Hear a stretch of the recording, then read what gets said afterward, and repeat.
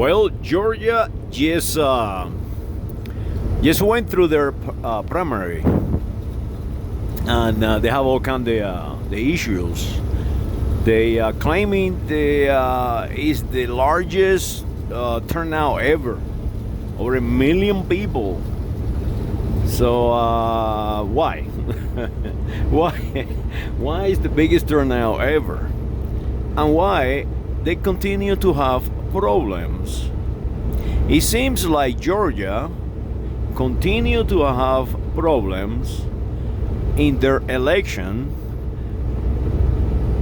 of candidates of private parties, because make no mistake about it, they are private parties. What people go and try to enter a little cubicle and put a dot on the machine. They are basically voting in a private party. And that's how we govern the United States of America. That's how we govern the state of Georgia. And that is why they continue to have problem in the state of Georgia, because it's a private party. These people don't want you to vote. These people don't want you to have a voice. These people just want you to follow. That is all they want, you to follow them. And Georgia have no exit reconstruction yet. They never have. Since 1865, Georgia have not changed. As a matter of fact, it's getting worse.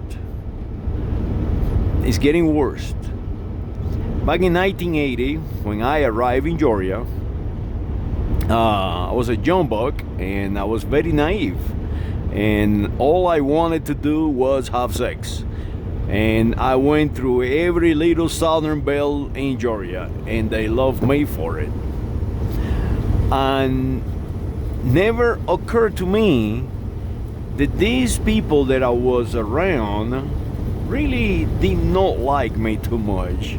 They actually resented me, because all these women wanted to be around me.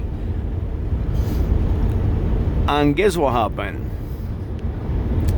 At the very end, I finally had to leave the state of Georgia. Because when you grow up and start looking at your surroundings, and you talk to the people that you think they are your friends, and they call everyone nigger, and they call everyone way back, and they call everybody names, and they feel superior, and then you ask them a simple question and they have no idea how to answer it, and then you realize that these people are living their life in a little bubble that is not real. It's just real to them, and they will fight for that bubble.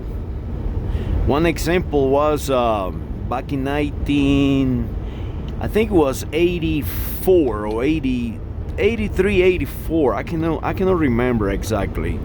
But the county of Clayton County was passing a resolution. At the time I was living in Clayton County. I live in many counties in Georgia. To me, Clayton County was like crazy. It was like insanity. Fulton County, DeKalb County, all these counties are to this day still like crazy. Let me finish what I was saying. They were trying to pass a resolution about street lighting. Street lighting, people. This is just street lighting and transportation, mass transportation. And I thought that was the best thing in the world. Hey, they're going to bring mass transportation to the county. They're going to put street lights. I mean, that is awesome. And I was talking to the people at the church, and they say, no, we are not going for it. So I ask, why not? Why don't you want to electrify your streets so kids can gather at night and walk around, and people can jog, exercise, and people can gather and become social, and people can go to work on mass transportation, so people can go to the store, so they don't have to walk for miles to go shopping. So all elderly people cannot drive, can move around and visit their friends and socialize, maintain a community. And one of the ladies looked to me and say, but we do not want black people to come into the county. I went like, what just happened? What just happened? And I know this was directed to me, because not too long after that, the preacher of the church, his name was, or still is, I have never met this guy again, his name was Herbert. And Herbert goes out there and does his little speeches, and he did not realize this. Since the day we were born, we were trained in religion, completely trained in religion. We knew everything about the Bible. And I remember this Herbert fellow, we were gathering, including with my mother, my own mother, and friends that we invited to the church. And this Mr. Herbert pointed at me and looked at me and selected me like a predator and say, do you know Jesus?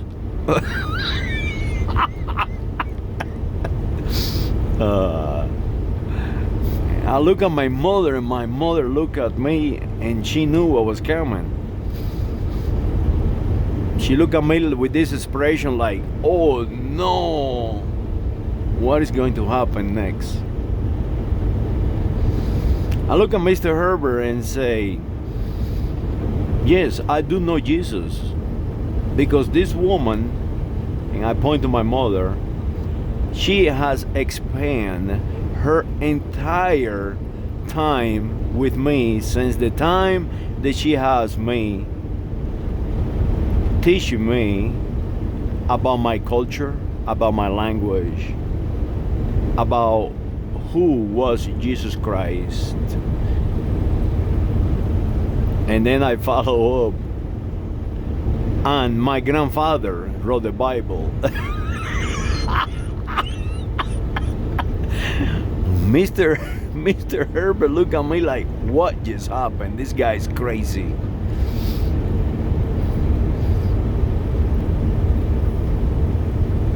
What he did not realize is that right beside my mother, her friend, she was a teacher, and she knows all about the Bible, and she knows all about our culture, and she knows all there is to know about where we come from. And she knows that we transfer our knowledge of our family from one generation to the next. That is what is happening in Georgia. They fail to transfer learning from one generation to the next. Mr. Herbert, the preacher, he was no preacher. He was a repeater, and he probably still is. And that is what happened in Fulton County, and that is what is happening in Clayton County, where one day I got up and there were sharpshooters on top of the roof because there were a battle in between the police chief or the sheriff and the mayor. One day going to work in DeKalb County, I was driving a motor coach at the time and flying airplanes out of Peachtree DeKalb Airport, and I see everybody running around and like crazy, like ambulance and police, SWAT team, everybody moving, everybody running, like what just happened here?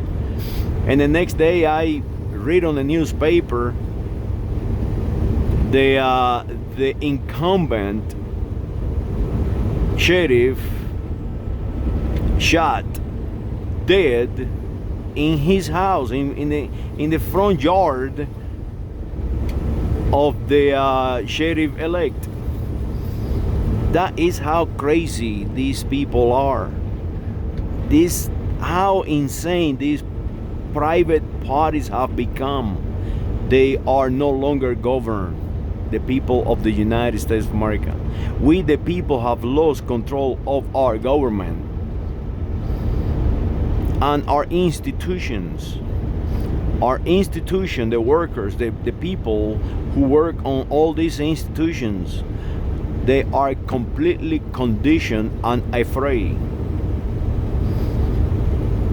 to the point where my own family, a family member, tell me, please don't send me any literature, do not send me any YouTube videos, because it could affect me, because I work for the FBI and the FBI investigate me like every week.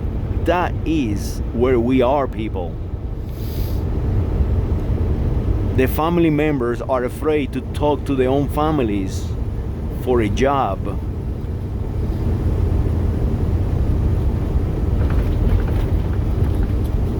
So when the Secretary of State of Georgia start coming out with all these excuses and all this, it's not my fault, it's always the new machine and it's always something new. Do not accept it. Do not accept it. It's just a strategy to keep you off balance. And they have been doing this since Reconstruction. Since the end of the war in between the states. That is why they have carved on that big stone mountain the symbol of hatred, slavery, ignorance, and division. That is what they carved on that mountain. The mountain that belonged to the people of Georgia, the true people of Georgia, the Cherokee.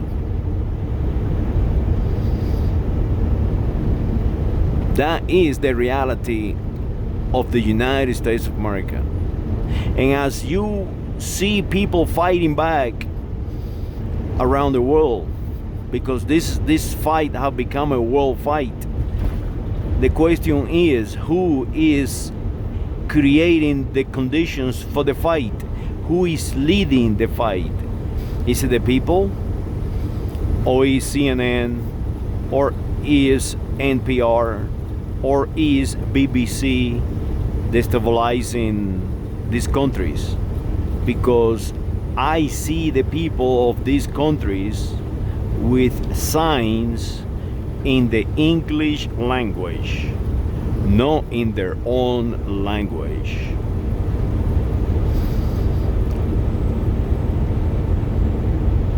And for you CNN and Rupert Murdoch and all the rest of them, make sure that you understand that it works two ways. You can utilize the English language to control the masses, but when the masses learn how to speak the English language, they can utilize it against you. Analyze that. It's a two-way communication. Communication is not just one way. There is a sender, there is the symbols, and there is the receiver. And that receiver can interpret and can resend those symbols back in a different organization, different meaning, and now you are the receiver. You will receive too. So people of Georgia, fight back for you state. Fight back for the United States of America. Stop color coding. Stop color coding. Take those signs of hatred down. Make Stonewall flat. Make General Lee flat. Make Jefferson Davis the president of the Confederacy. I just cannot believe they carved that man on that mountain. Make him flat on that stone mountain. And carve the biggest Cherokee you can find. It belongs to them.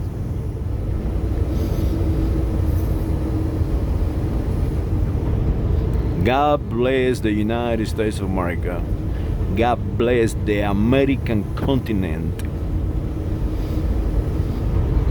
And never forget about Esteban Rodriguez Mero, Bernardo Conde Galvez, Marquez de Lafayette,